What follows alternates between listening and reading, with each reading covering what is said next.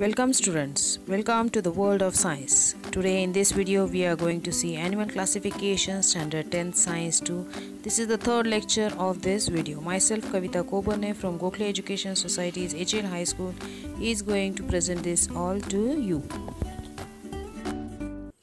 We will start with Cyclostomata, first class of phylum Vertebrata. Cyclo means circular and stoma means mouth. So the organisms who are having the circular mouth, they are coming in this cyclostome class.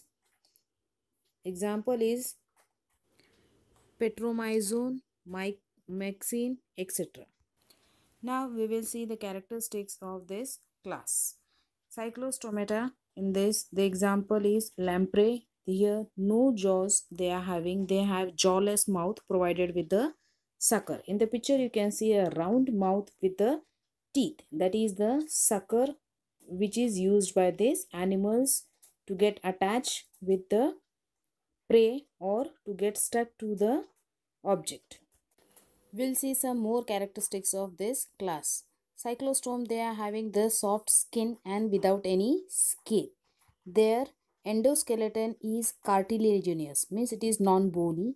Paired appendages are absent and most of them they are ectoparasite. Ectoparasite means it is attached to that living organism from outside and getting the nutrition from these organisms. So like this the characteristics of cyclostome. The next class which we are going to study is the pisces. They are the fishes which we find it in the marine water also and in fresh water also. Their body is streamlined, long with a muscular tail, easy to swim. Their body is cylindrical with a muscular tail which gives the direction while swimming in water.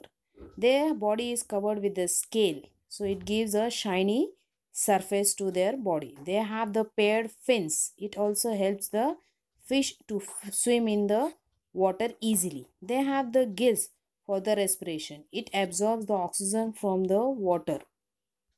The next class of the vertebrata is amphibians. Amphi means dual, bio means life. So the animals, those who are able to just follow two types of life, they are called as amphibians. It means they can live both on land and water. Their digits are without claws. Digit means fingers. Their fingers, they don't have the claws. They have two pair of appendages. Then the neck is absent. Exoskeleton is absent. Skin is without any derivation and usually kept moist for respiration due to the mucus layer inside it. Then they don't have the ear. Instead of that, they have the tympanum, that is for sensation of sound. The neck is absent and the eyes are prominent with the eyelids. Example of amphibia are the frog, toad, then you can see here the salamander, toad, etc. These animals are strictly aquatic during the larval life. Here you can see the eggs of the frog which are laid into the water and perform only aquatic respiration during that time. Whereas they can live in water as well as on land during the adult life and can perform aquatic as well as aerial respiration. Next class is reptilia. According to the course of animal evolution, these are the first true terrestrial animals with creeping movement. They are cold-blooded animals. Cold-blooded means they can just maintain the temperature according to the surroundings. They can decrease it according to it. They can increase it according to it. They creep on the land as their body cannot be lifted up. Their skin is dry and scaly. Neck is present between head and trunk. External ear is absent. Digits are provided with claws. This claws helps them to catch hold of their prey and just stick to some of the walls while creeping also. Examples of reptiles are turtle, tortoise, chameleon, gecko, lizard, snake, crocodile, shrimp. See in the picture you can see the examples of reptiles. Our next class is aves. Aves means mostly all the birds comes in this. These vertebrates are completely adapted for aerial life. They are warm blooded, that is, they can maintain their body temperature constant. Their body is spindle shaped to minimize air resistance during flight. Forelimbs are modified into wings. Digits are covered with scales and bear the claws, means the fingers. Exoskeleton is present in the form of feathers. Neck is present between head and trunk. Jaws are modified into beak. Examples of aves are peacock, parrot, pigeon, duck, penguin, etc. See in the pictures, many examples are shown to you. Our last class of vertebrata are Mammalia. Mammalia means the organisms those who are having the mammary glands. These mammary glands are producing milk to feed the young ones. This is a typical characteristics of mammalian class. These animals are warm-blooded, means they can maintain their body temperature. Their body is divided into head, neck, trunk and tail. Their digits are provided with nails, claws or hooves. Digits means the fingers. They are provided with the nails, claws to just catch the prey. Their exoskeleton is in the form of hair or fur. That is just to protect them from the cold. The special feature of this mammalia is they are just giving directly birth to the young ones. Some are exceptional. Next, here they are having the ear pinnae, which is a exceptional characteristics. Others are not having that ear pinnae. They respire through lungs.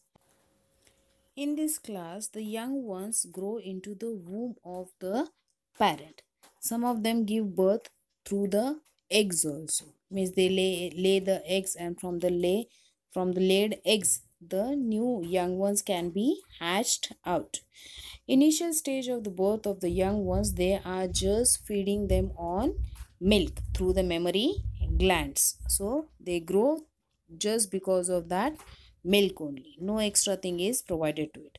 Now here example of kangaroo, we can say they are having the young immature one. They keep it in their sack for some time to get matured. Till the young one get matured, they keep it in the bag like structure, and once it get matured, they just leave it him free to move here and there. Near about 5,300 species of the mammal class exist on the earth.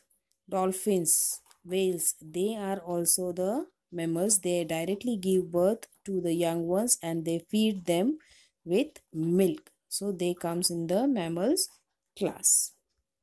Mammals have the ear pinnae. In the figure you can see the animals, they are having the external ear pinnae structure. This one is especially in mammals. Mammals have the four-chambered heart. As like the amphibians, during the larval stage, the amphibians are having the two chambers in the heart. And when they grow up, become adult, they have the three chambers in the heart.